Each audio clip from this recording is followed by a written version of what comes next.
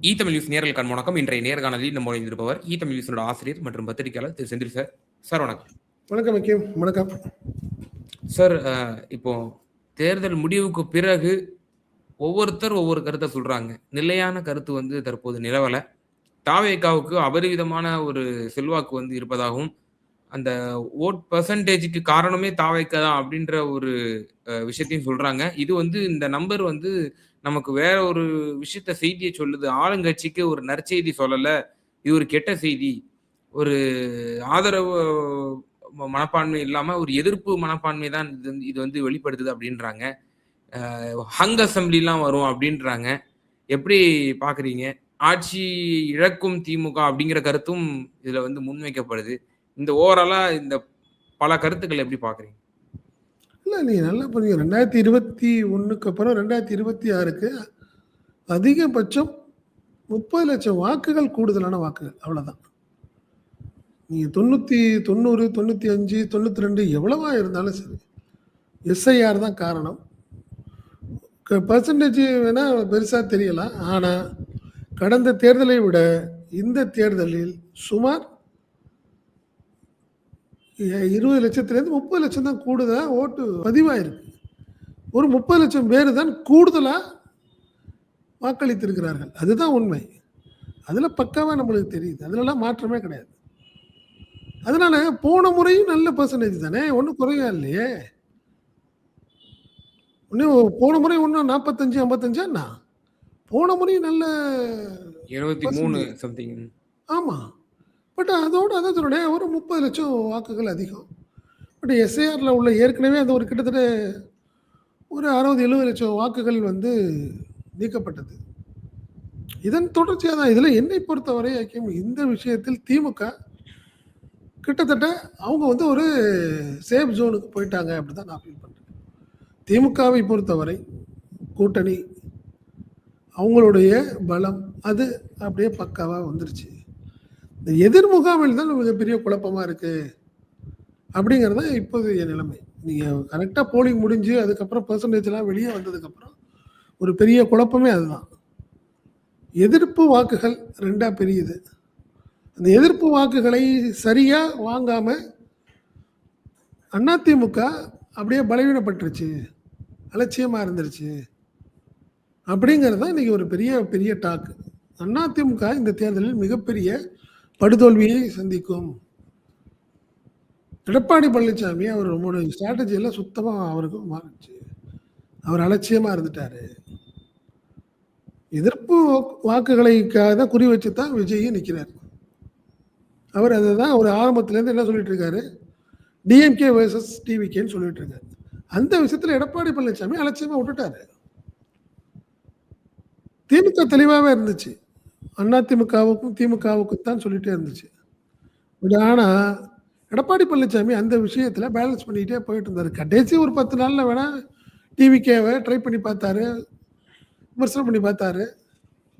ஆரம்பத்திலேருந்து கடுமையான விமர்சனத்தை வைத்திருந்தால் அவர் தன்னுடைய வாக்குகளை அவர் வந்து தக்க வச்சிருப்பார். எம்ஜிஆர் ரசிகர்கள், ஜெயலலிதா ரசிகர்கள், இதை எல்லாத்தையும் அவர் கண்டிப்பாக பக்காவாக தக்க வச்சுருந்துருப்பார். அவர் கொஞ்சம் அப்படியே அலட்சியமாக இருந்துட்டார். அதில் அதே மாதிரி பார்த்திங்கன்னா வேட்பாளர்கள் விஷயத்தில், அந்த பணம் செலவு விஷயத்தில், இந்த மாதிரி விஷயங்கள்லாம் ஒரு 5-6 ஃபேக்டர் வந்து அதிமுகவுக்கு எதிராகவே இருக்குது. இதன் பாதிப்பு தான் இந்த முறை டிவிகே, அதாவது 2வது இடத்துக்கு டிவிகேவா ஏடிஎம்கேங்கிறது தான் கிட்டத்தட்ட பல தொகுதிகளில் பிரச்சனை. மற்றபடி திமுக சேஃப்ட் ஆயிடுச்சு அப்படிங்கிறது தான் இன்றைக்கி அவங்களுடைய பார்வை. பெரிய பத்திரிகையாளர்களுடைய பார்வையும் கூட அதுதான். இதில் எந்த பாதிப்பும் இல்லை. திமுகவுக்கு மீண்டும் ஆட்சி அமைக்கிறதுக்கான வாய்ப்புகள் அதிகம், அதில் மாற்றமே இல்லை. காரணம் என்னென்னா, நீங்கள் நல்லா பார்த்தீங்கன்னா 90% கிட்டத்தட்ட 35-40ங்கிறதுல திமுக தெளிவாகவே இருக்கு. தன்னுடைய வாக்கு விகிதத்தையும் அந்த அந்த வாக்குகள் விஷயத்துலையும் தெளிவாக ஆரம்பத்துலேருந்தே பக்காவாக அது காம்பேக்டாக அதை கொண்டு போய் போட வச்சிருச்சு. பட்டு அதிமுக அந்த விஷயத்தில் விட்டுருச்சு. ஸோ அந்த இடத்துல டிவிகே வந்து அதிமுகவை சாப்பிட ஆரம்பிச்சிருச்சு. அதுதான் பிரச்சனை. நீங்க அப்படியே திமுகவுக்கு எதிரான மனநிலையில உள்ள அண்ணா திமுக ஆதரவாளர்கள் எல்லாம் டக்குன்னு டிவிக்கே தான் இந்த ட்ரிப் போட்டு பார்ப்போம் அப்படிங்கிற ஒரு மனநிலையை ஏற்படுத்திட்டது காரணம் அதிமுக தான். அதிமுக இன்னும் கொஞ்சம் நல்லா பக்காவா ஆர்கனைஸ் பண்ணியிருக்கணும். திமுகவுக்கு எதிரான ஒரு மனநிலையை இன்னும் கூட நல்லா கடுமையாக ஆக்கியிருக்கணும். டிவிகேக்கு சவால் விட்டுருக்கணும் அவரு. நீங்க எந்த தம்பி, நான் ஏற்கனவே இங்க இருக்கேன் திமுக இருக்கிறதுக்கு. முடிஞ்சா என்னோட சேர்ந்து சண்டை போடுறதுனா பாரு. நீ தனியா சண்டை போட்டு என்ன பண்ண போற? அப்படிங்கிற ஒரு சூழ்நிலையை களத்தையும் அவர் உருவாக்கி இருக்கணும் எடப்பாடி பழனிசாமி. அதுல தவற விட்டு விட்டார் அவர். அவர் இன்டர்னல் பாலிடிக்ஸ்ல பெரிய லெவல்ல கான்சன்ட்ரேட் பண்ணவர் நீங்க போய் கோபிச்செட்டிப்பாளையத்தில் போய் செங்கோட்டையன்ட்ட பேசுறதுக்கு தேவையே இல்லாம அவ்வளவு நேரம் பேசுறது, இந்த மாதிரி விஷயங்கள் எல்லாம் தாண்டி திமுகவை எதுக்குன்னா நீ என்னோட வந்து சேரு, நீ விளையாடாத, நீ தேவையில்லாம் வீணா போறங்கிற விஷயத்த வந்து ஆரம்பத்திலேருந்து ஒரு 3 மாசத்துக்கு முன்னாடியே அந்த ஒரு ஸ்ட்ராட்டஜியை ஆரம்பிச்சிருக்கணும் அவர் விட்டுட்டார். பட் அதை பயன்படுத்திக்கிட்டார் விஜய், அப்படிதான் நம்ம பார்க்கணும். பட் சரி, விஜய்ன்னு சொல்றோம், விஜய்க்கு அது பெரிய பலமா அவர் வெற்றியை பெறுவாரா? இப்போ நீங்க அதுதான் சொல்றேன், நான் எதிர்ப்பு வாக்குகளை பிடிக்கிறீங்க ரைட்டு, அதிமுக வாக்குகளை நீங்க சாப்பிடுறீங்கன்னு சொல்றாங்க ரைட்டு. பட் அது உங்களுக்கு பலனமா இருக்குமா? ஜெயிப்பீங்களா? ஆட்சியை பிடிச்சிட முடியுமா அப்படின்னு பார்த்தா ஒரு கேள்விக்குறியா இல்லையா? நீங்கள் யார் வேணாலும் சொல்லுங்க, டிவிக்கே வந்து பெரிய நல்ல ஓட்டு வாங்கியிருக்கு, நல்ல ஓட்டு வாங்கி பரவலான ஒரு பேச்சு இருக்கு, நிறைய ஓட்டு வாங்கியிருக்குன்னு, எத்தனை இடத்துல ஜெயிக்கும்னு சொல்லுங்க. சரி, அந்த வெற்றி அப்படியே வைங்க, 5 இல்லை 10 வைங்க, அதிகபட்சம் 10 என்ன பலன்? யாருக்கு பலன்? என்ன பலன் ஆக போகுது? இன்னும் 5 வருஷம் கழிச்சு என்ன பண்ண போறீங்க அந்த 10 பேரை வச்சு? திமுக ஆட்சிக்கு வந்து அந்த 10 பேரையும் பர்ச்சேஸ் பண்ணிடும். உண்மையா இல்லையா? அந்த 10 பேர் இது வந்து அப்பட்டமான அதிகார துஷ்பிரயோக வார்த்தையால இது வந்து பார்க்க இல்லைங்க, அப்படி சொல்லல. நீங்க ஒண்ணுமே இல்லை, நீங்க செலவு பண்ணிட்டு வந்திருப்பான், அவனுக்கு ஒரு தேடல்ல இருப்பான் அவன். திரு விஜயகாந்துக்கும் ஆட்சி எம்எல்ஏக்கள். நீங்க கொள்கை ரீதியா விஜய்க்காக வந்தவங்க வேற, எம்எல்ஏ ஆனதுக்கு அப்புறம் அவங்களுக்கு ஒரு 6 மாசத்துக்கு அப்புறம் ஒரு தேடல் வரும், யாரா இருந்தாலும் சரி. அட்லீஸ்ட் தனக்கான சூழ்நிலையை ஒரு போய் தனக்கான ரெக்வஸ்ட்டை போய் கொடுக்கணும், எனக்கு செஞ்சு கொடுக்கணும்னு நீங்க ஒரு மந்திரியை போய் பார்க்குறீங்கன்னா, நீங்க மந்திரியோட லைசன் ஆகணுமாண்ணா? நீ அதே கிரிப்பில் போய் சாதிச்சுக்க முடியுமான்னு கேட்குறேன் நான். அந்த கட்டமைப்பு உங்கள்கிட்ட இருக்குதான்ற. விஜயகாந்த் அதில் தானே அவர் லூஸ் ஆனாரு, அந்த கட்டமைப்பு இல்லாமல் போயிடுது இல்லை. இல்லைங்க, விஜயகாந்த் கிட்டத்தட்ட ஒரு ரொம்ப ஸ்ட்ராங்கான ஒரு, விஜய் அப்படி கிடையாது, ஒன்மேன் ஆர்மி அவர் மட்டும்தான். இந்த 5-6 பேர் நீங்கள் ஜெயிச்சாலும் கூட எம்எல்ஏ நீங்கள் சொன்னீங்கன்னா தான் உணர்வாங்க, இல்லைன்னா அது வரைக்கும் அவங்க எல்லாமே அப்படியே நின்றுட்டே இருப்பாங்க. விஜய் என்ன சொன்னாலும் உட்காருங்கன்னா உட்காருவாங்க, நின்று இருப்பாங்க. இண்டிவிஜுவலான வெயிட்லாம் யாருக்கும் கிடையாது. விஜய்ங்கிற அந்த ஒரு பிம்பத்தின் அடிப்படையில் வந்த 10 பேராக இருப்பாங்க, அவங்க இண்டிவிஜுவாலிட்டியே இருக்காது அவங்கள்ட்ட. அதுதான் பெரிய சாதகமாக இருக்கும், அது திமுகவாக இருக்கட்டும் அண்ணா திமுகவாக இருக்கட்டும். இல்லை, இந்த இப்போ தாவேகா எதிர்ப்பு ஓட்டை மட்டும் பிரிக்குது அப்படின்றத தாண்டி திமுக கூட்டணி கட்சிகளுடைய கோர் ஓட் பேங்க் அவர் வந்து டிஸ்டர்ப் பண்ணிட்டாரு. அவர் அதுவே கேள்விக்குறி. அதெல்லாம் வந்து நீங்க கவுண்டிங்ல தான் சொல்ல முடியும். நீங்க சாரையா ஓட்டு போட்டாங்க போய் அப்படிங்கிறதே நான் நம்பல.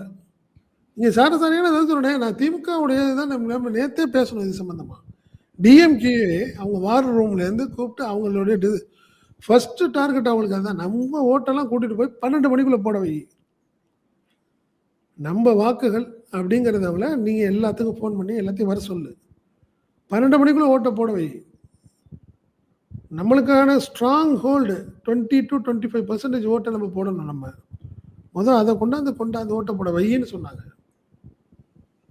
அதுக்கு திமுக தான் காரணம் சொல்லுது. நீங்க வேணா எழுதி பாருங்க, 1 மணிக்குள்ள பாருங்க எவ்வளவு பர்சன்டேஜ் வந்திருக்கு பாருங்க, எங்க ஓட்டெல்லாம் விழுந்துருச்சுன்னு திமுக சொல்லுது.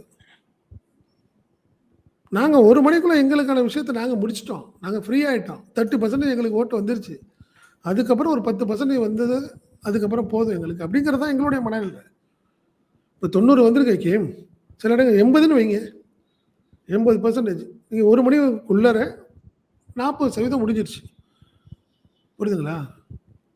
திமுக எங்களுக்கான வாக்குகள் கிட்டத்தட்ட 30% வாக்குகளை நாங்க முடிச்சுட்டோங்கிறாங்க அவங்க.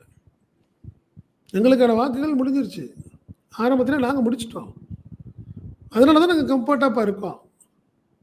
அப்படிங்கிறது திமுகவுடைய ஸ்ட்ராட்டஜி. திமுகவுடைய ஒரு யூகம். இதுதான் தகவல். நாங்க அதனால தான் கான்ஃபிடென்ட்டா இருக்கோம். டிஎம்கே தான் மீண்டும் திமுகங்கிறதுல நாங்க தெளிவா இருக்கோம். ஆனா அதே சமயத்துல நீங்க ஏடிஎம்கே தரப்புல கேட்டீங்கன்னா, இல்ல வந்து நாங்க எதிர்ப்பு வாக்குகள்ல அரசு ஊழியர் இருக்காங்க, போலீஸார் இருக்கு, போலீஸ் ஃபேமிலி இருக்காங்க. அந்த எதிர்ப்பெல்லாம் இருக்கு. அதே மாதிரி டிவிகே சொல்றாங்க. டிவிகே நீங்க நினைக்கிற மாதிரி, திமுக நினைக்கிற மாதிரி விடுதலை சிறுத்தைகள் இந்த ட்ரிப் இல்ல. விடுதலை சிறுத்தைகள்ல பெரிய மேஜர் பார்ட் நாங்க எடுத்துட்டோம். இதெல்லாமே அவங்களோட தகவலா சொல்றாங்க இதெல்லாம். அதுதான் நீங்க பிரித்த வாக்குகள் அப்படிங்கிற விஷயம் பட்சத்தில் அதிமுகவும் டிவிகேயும் வின்னிங் அளவுக்கு அவங்க பிரிக்கல. அந்த எட்ஜுக்கு அவங்க போகல. விஜயுமே 20-22% 20-22% எப்படிங்க ஜெயிக்க முடியும் அப்படிங்கிறது திமுக தரப்புடைய கேள்வி. நீங்க மினிமம் 30-32% வாங்கினா தானே ஜெயிக்க முடியும். எப்படி நீங்க 20-22% வாங்கின ஒருத்தர் எப்படி நீங்க வெற்றிக்கு நீ 4-5-10 எப்படி சொல்றீங்க? விஜய்க்கு கண்டிப்பா அதுதான் சொல்றேன், மாற்றமே இல்லை. 2வது இடத்துக்கு வருவாரு சில இடங்கள்ல, பல இடங்கள்ல. அவங்க ஜெயிக்கிறதுக்கான வாய்ப்பு இல்லை அப்படிங்கிறது திமுகவுடைய தகவல். இது எல்லாமே மே 4ஆம் தேதி தான். இப்ப நீங்க சொன்னீங்க ஹங் அசெம்பிளி வரும், யாருக்குமே பெரும்பான்மை கிடைக்காத சூழ்நிலை வரும், சிங்கிள் லார்ஜஸ்ட் பார்ட்டியா டிஎம்கே வரும், டிஎம்கே 118 கிராஸ் பண்றதுல சிரமம் இருக்கும், 2006 நிலைமை வரும் இந்த தேர்தலில் அப்படின்லாம் கூட கருத்து சொல்றாங்க. அதிமுக வியூகம் இது அதிமுக அப்படிதான் நினைக்குது. எங்களுக்கு போன முறை 65 சீட்டு, அந்த 65லேயே நாங்கள் ஜெயிச்சிருவோம், மாற்றமே இல்லை. நான் கூடுதலாக ஒரு 15 சீட்டு எங்களுக்கு கண்டிப்பாக கிடைக்கும். நாங்கள் 80ல் நாங்கள் கண்டிப்பாக வின் பண்ணுவோம். நாங்கள் அதனால தான் அவங்க சொல்கிறாங்க கிட்டத்தட்ட 90, 95, 100ல் தான் திமுக நிற்கும். அதுதான் நான் சொல்கிறேன், அதிமுகவுடைய அவங்களுடைய இந்த வியூகம்ங்கிறது இல்லை, அவங்க யூகம் எப்படிங்கிறது அதுக்கான சாத்தியம் உண்டா அப்படின்னு பார்த்தீங்கன்னா இல்லைங்கிறத நான் சொல்கிறேன். நேற்று போலிங் டைமில் அதிமுக, டிவிகே, டிஎம்கே பூத்தில் பல பூத்தில் ஏடிஎம்கே பூத்தில் காலியாக இருந்தது அப்படிங்கிறதான் இன்னைக்கு தகவல். டிவிகே பசங்களாவது ஒரு கூட்டமாக அங்கங்கே நின்றுட்டு இருந்தாங்க. திமுக ஆல்ரெடி இருந்துச்சு. ஏடிஎம்கே இல்லை, பல இடங்கள்ல இல்லை. அதை சரியாக ஆர்கனைஸ் பண்ணுறதுக்கு ஆள் இல்லை. அதுதான் இன்னைக்கு அதிமுகவுக்கான ஒரு மைனஸாக பார்க்குறாங்க. இல்லை சார் அதெல்லாம் கிடையாது, நாங்கள் வந்து ஆல்ரெடி எங்களுக்கு கவர்மெண்ட்டில் வந்து பூத் ஸ்லிப் கொடுத்துட்டு போயிட்டாங்க, நாங்கள் போய் பூத்தில் போய் நிற்கணும்னு அவசியம் இல்லை அப்படின்லாம் சொல்ல முடியாது. நீங்கள் ஆண்டாண்டு காலமாக அதிமுகவும் திமுகவும் பூத்தில் நின்று கேன்வாஸ் பண்ணி இது ஆண்டாண்டு காலமாக நடந்திருக்கு. அந்த ஒரு ஆர்வமாக வந்து நின்று பார்த்து பூத் ஸ்லிப் அங்கே வாங்கிட்டு போன காலம், பூத் ஸ்லிப்பில் வாங்கி வச்சுக்கிட்டு ஓட்டு போடுறவங்களும் நிறைய பேர். ரெட்டலை அதிகமாக இருக்குதா, உதயசூரியன் அதிகமாக இருந்துச்சா பூத் ஸ்லிப்புன்னு பார்த்தெல்லாம் நீங்கள் வந்து கருத்து கணிப்பு பார்த்த காலம்லாம் இருக்குது. அந்த விஷயத்தில் நீங்கள் எதை சொல்லணும், எலெக்ஷன் அன்னைக்கு டேயில் ஏடிஎம்கே அலட்சியமாக இருந்துருச்சுங்கிறத அதிமுக பிரமுகர்களே வந்து ஒத்துக்கிறாங்க. ஆமாம், கொஞ்சம் எங்கள் ஆளுங்க என்னமோ தெரில, சரியா இல்லை அப்படின்னு. அதுதான் மேட்ரு. அதே மாதிரி இந்த முறை ரொம்ப ஒரு ஸ்ட்ராங் ஹோல்டுங்கிறத பிஜேபி அண்ட் ஏடிஎம்கே ஸ்ட்ராங் ஹோல்டில் வெஸ்ட் ஜோனில் இந்த முறை வீக்காக இருக்குது அதிமுக பாஜக கூட்டணி. காரணம் அந்த எல்லா இடங்கள்லையும் டிவிக்கே அந்த வாக்குகளை, அதிமுக வாக்குகளை பிரிக்கிறது தான் எங்களுக்கு சாதகம்னு திமுக மீண்டும் மீண்டும் அதை சொல்லிக்கிட்டு இருக்கு. அதுதான் அவங்களுடைய ஒரு கணிப்பாகவும் இருக்கு. இப்போ அதிமுகவே வந்து இந்த ஆன்டி இன்கம்பன்சி வாக்குகள்லாம் அறுவடை செய்யும், விஜய் ஒரு செக்டாரை பிரிப்பாரு, அந்த செக்டாருமே திமுகவோட ஓட்டு தான் கணிசமா பிடிப்பாரு அப்படின்ற ஒரு விஷயம் சொல்றாங்க. இப்போ உதாரணத்துக்கு இப்போ அதிமுக பாஜக கூட்டணி வந்து ஒரு மதசார்பற்ற கூட்டணி வந்து சொல்ல முடியாது, அது வந்து ஒரு மதம் சாயம் உள்ள ஒரு கூட்டணி தான். ஆனா டிவிக்கே திமுகவோட மறு உருவமா தான் இருக்காரு. அப்போ டிவிக்கே திமுகவோட ஓட் பேங்கை தான் அவர் கணிசமா உடைப்பாரு. ஏன்னா திமுகவோட ஓட்டு கருத்தும் டிவிக்கோட கருத்தும் ஒண்ணு போற மாதிரி இருக்கு. ஏடிஎம்கே பிஜேபியோட கூட்டணியில இருக்கிறதுனால அவங்க ஆஸ் யூசுவல் கடந்த முறை எப்படி வாங்குனாங்களோ அந்த சீட் அந்த ஓட் ஷேரும் சீட்டும் தக்க வச்சுப்பாங்க. பிளஸ் கூடுதலா அந்த ஆன்டி இன்கம்பன்சியினுடைய வாக்குகளும் தக்க வச்சுப்பாங்க. எடுத்துருவாங்க. விஜய் திமுகவ பயங்கரமா உடைச்சிட்டாரு இந்த திமுக தேர்தல்ல. நீங்க மைனாரிட்டி வாக்குகள் தானே சொல்றீங்க? முஸ்லீம் மைனாரிட்டீஸ் கிறிஸ்டின் வேற அத தாண்டி தலித் ஓட்டுகள், செக்யுலர் ஓட்ஸ் இதெல்லாம் வந்து போயிடுச்சு அப்படின்ற கருத்து சொல்றாங்க. இல்ல தக்க வச்சுக்கிச்சு. திமுக வந்து மைனாரிட்டி வாக்குகளை விஜய் குறிவைக்கிறாருங்கன்னு தெரிந்து அது கிட்டத்தட்ட ஒரு 3 மாசமா அவங்க வந்து அதுல தெளிவாகி கன்சல்டேட் பண்றதுல ரொம்ப தெளிவா இருந்தாங்க திமுக. ஏன்னா விஜய் தனியா நிற்கும் போது மைனாரிட்டி வாக்குகளை தான் குறிவைப்பாரு. குறிப்பா கிறிஸ்தவர்கள், முஸ்லீம்கள் 2 தரப்பும் அவர் வந்து பெரிய லெவல்ல பிரிக்கிறதுக்கு விடக்கூடாதுங்கிறதுல திமுக வந்து கிட்டத்தட்ட பெரிய லெவல்ல ஒர்க் பண்ணுச்சு. அதுல வெற்றி பெற்ற மாதிரி தான் நான் ஃபீல் பண்றேன். கிறிஸ்டின் விஷயங்கள்ல பிஷப்ஸு என்ன ஒரு ஒவ்வொரு சர்ச்சிலையும்கான விஷயங்கள் இல்லை நாங்கள் ஆண்டாண்டு காலமாக கிறிஸ்தவர்களுக்கு அரணா இருந்திருக்கிறோம். இந்த இப்போ விஜய் மாதிரி நேற்று இன்னைக்கெல்லாம் வரல. நாங்கள் 30-40 வருஷமாக கலைஞர் காலத்துலேருந்து கிறிஸ்தவர்களுக்கான ஒரு கட்சியாக தான் நாங்கள் இருந்திருக்கிறோங்கிறது. அதே மாதிரி முஸ்லீம்களுக்கு இப்போ இல்லை, பல ஆண்டு காலமாக பாஜக இப்போ இருக்கட்டும் நாங்கள் இருக்கிறதுனால தான் உங்களுக்கு ஒரு பாதுகாப்பு. மதச்சார்பின்மை விஷயத்தில் நாங்கள் ஆரம்பத்திலேருந்து தெளிவாக இருக்கோம் அப்படிங்கிற விஷயத்தை திமுக நீங்கள் நல்லா ரொம்ப ஸ்ட்ராங்காக இருக்கக்கூடிய ஏரியா கோயம்புத்தூருங்க. நீங்கள் அதே மாதிரி பள்ளப்பட்டி மாதிரி அங்கே கோட்டமேடு, நீங்கள் அதே மாதிரி திருநெல்வேலி, இந்த மாதிரி ஏரியாங்களில் எல்லாமே கிட்டத்தட்ட பார்த்தீங்கன்னா திமுக வந்து ரொம்ப தெளிவாக இருக்குது அந்த ஏரியாவில். முஸ்லீம் வாக்குகள் பிரிஞ்சிடக்கூடாதுங்கிறதுல அதில் வந்து அவங்க கிட்டத்தட்ட வெற்றி பெற்ற மாதிரி தான் நான் ஃபீல் பண்ணுறேன். இப்போ நீங்கள் தலித் வாக்குகள் விஷயத்தில் வேணால் கொஞ்சம் காரணம் என்னன்னா அந்த தலித் வாக்குகள் விஷயத்தில் விடுதலை சிறுத்தைகள், கிருஷ்ணசாமி, ஜான் பாண்டியன் அவங்க எல்லாமே இருக்கிறாங்க. அது ஒவ்வொரு ஏரியாலும் ஒவ்வொரு தரப்பு. அருந்ததியர் விஷயத்தில் வந்து ரொம்ப தெளிவாக பக்காவாக பண்ணிடுச்சு திமுக. செந்தில் பாலாஜி தரப்பு வந்து பார்த்தீங்கன்னா 3-4 அருந்ததியர் வாக்குகளுக்கான 3-4 பிரிவுகள் இருக்கு. அவங்க எல்லாத்தையுமே கன்சல்டேட் பண்ணி பட் தேவேந்திர குல வேளாளர்கள் மற்றும் பறையர் சமூகத்தை சார்ந்தவர்கள் விஷயத்தில் வேணா கொஞ்சம் அலட்சியமாக இருந்திருக்கும். காரணம் என்னன்னா அங்கே இவர் இருக்கார், திருமாவளவன் இருக்கார், அதே மாதிரி ஜான் பாண்டியன் அண்ட் கிருஷ்ணசாமி அவங்க வாக்குகள் இப்படி தான் ஒரு சூழ்நிலை ஓடிக்கிட்டு இருக்கு. ஏன்னா அதில் வந்து நீங்கள் சொன்ன மாதிரி தலித் வாக்குகள் விஷயத்தில் வேணா அலட்சியமாக இருந்திருக்கலாம். பட் இது எந்த அளவுக்குன்னு தெரியல. ஏன்னா நல்லா பார்த்தீங்கன்னா வட மாவட்டங்களில் வந்து விடுதலை சிறுத்தைகளை தாண்டி விசில் அதாவது விஜய் கட்சி போய் ஊடுருவி அதை கேப்சர் பண்ணியிருக்குமான்னு எனக்கு ஒரு பெரிய கேள்விப்படி. சென்னையில் இருந்திருக்கலாம். சென்னையில் இருந்திருந்தா காரணம் என்னென்னா புரட்சி பாரதம் இருக்காங்க, புரிஞ்சுங்களா, அங்கே ஆம்ஸ்ட்ராங் இருந்தார், இப்போ இல்லை அவர். ஸோ அங்கே உள்ள விஷயத்தில் வேணால் அது வந்து தாவேக்காவுக்கு ஒரு சாதகமாக இருந்திருக்கலாம். சென்னையில் தலித்து வாக்குகளை வேணால் கேப்சர் பண்ணியிருக்கலாம். பட் வட மாவட்டங்களில் அது வாய்ப்பு இருக்கா அப்படின்னு கேள்விக்குறி. அதே மாதிரி தென் மாவட்டங்களில் உள்ள ஜான் பாண்டியன், கிருஷ்ணசாமி வாக்குகளை அந்த அளவுக்கு அவங்க பிரிச்சிருப்பாங்கமா, விஜய் தரப்பு எடுத்திருக்குமான்னு எனக்கு தெரியல. ஏன்னா நல்லா பார்த்தீங்கன்னா நீங்கள் வட மாவட்டங்களையும் தென் மாவட்டங்களையும் விஜய் பெருசாக பிரச்சாரமே பண்ணலை. உண்மையா இல்லையா? நீங்கள் வட மாவட்டங்களையும் தென் மாவட்டங்களும் அவர் போகவே இல்லை. பொங்குலையும் பெருசாக அவர் கான்செப்ட் பண்ணவே இல்லை. டெல்டா வந்தார், சென்னையில் இருந்தார், அதே மாதிரி சேலம் வரைக்கும் கன்னியாகுமரிக்கு ஒரே ஒரு முறை போனார், கன்னியாகுமரிக்கு போனார். இந்த மாதிரி விஷயங்கள் தான் அவர் பண்ணிட்டார். ஸோ அதனால தாவேக்கா ஒரு கணிசமான வாக்குகள் வாங்கி இருக்கும், வெற்றி பெறும் அளவுக்கு வாங்கி இருக்குமா அப்படிங்கிறது கேள்விக்குறி. இல்லை சார், டெபாசிட் பெறுவதற்கு 16.6% வேணும். அப்போ 234 தொகுதியிலுமே டெபாசிட் வேணும்னா 20% ஓட்டு குறைஞ்சது வாங்கணும். 20%ங்கிறது இப்போ 4.83 கோடி, ரவுண்டா 5 கோடின்னு வச்சுக்கிட்டா கூட 10%னா அப்போ 50 லட்சம். அப்போ 1 கோடி ஓட்டு வாங்கினாதான் மொத்த தமிழ்நாட்டிலுமே அவர் டெபாசிட் தக்க வைக்க முடியும்.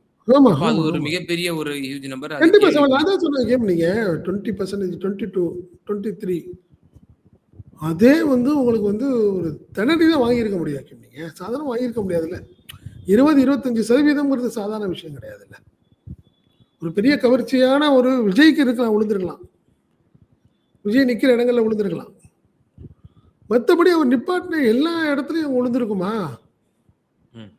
அப்படிங்கிற ஒரு கேள்விக்குறியா இல்லையா? சார் இப்ப விஜய்க்கு சீட் கன்வர்ஷன் எவ்வளோ இருக்குன்னு பார்க்குறீங்க? தாவேகாவுக்கு. ஓவரால் தாவேகாவுக்கு எவ்வளோ இருக்கும்? சீட் கன்வர்ஷன் இன்னைக்கு இருக்கும்னு நினைக்கிறீங்களா? ஒரு தகவல் என்ன சொல்றாங்க, சென்னையில 4, 5 தொகுதி வெற்றி. எனக்கு வெற்றிக்கான வாய்ப்புகள் இல்லைன்னு தான் நான் பார்க்குறேன். விஜய் வெற்றி பெறதுக்கான வாய்ப்புகள் இல்லை அப்படிங்கிறது என்னுடைய மனநிலை. திருச்சி குறிப்பா கிழக்குலயும், திருச்சி பெரம்பூர்லயும். திருச்சி கிழக்குல வாய்ப்பே இல்ல. பெரம்பூர்லயும் திமுக கடுமையான எதிர்ப்பை காட்டுனுச்சு. இன்னும் சொல்லப்போனால் உதயநிதியும் முதல்வர் ஸ்டாலினும் அதை கான்சன்ட்ரேட் பண்ண சொன்னாங்க. ஒர்க் பண்ண சொன்னாங்க. நீங்க அரசியல் அப்படிதானே ஆரம்பத்திலே அடிச்சிடணும்ல, யாரா இருந்தாலும் விட்டுட்டு அடிச்சாதான் விடக்கூடாது. ஆரம்பத்திலே அடிச்சிடணும். அதுல தெளிவா இருக்கணும். ஸோ திருச்சி கிழக்கும் அண்டு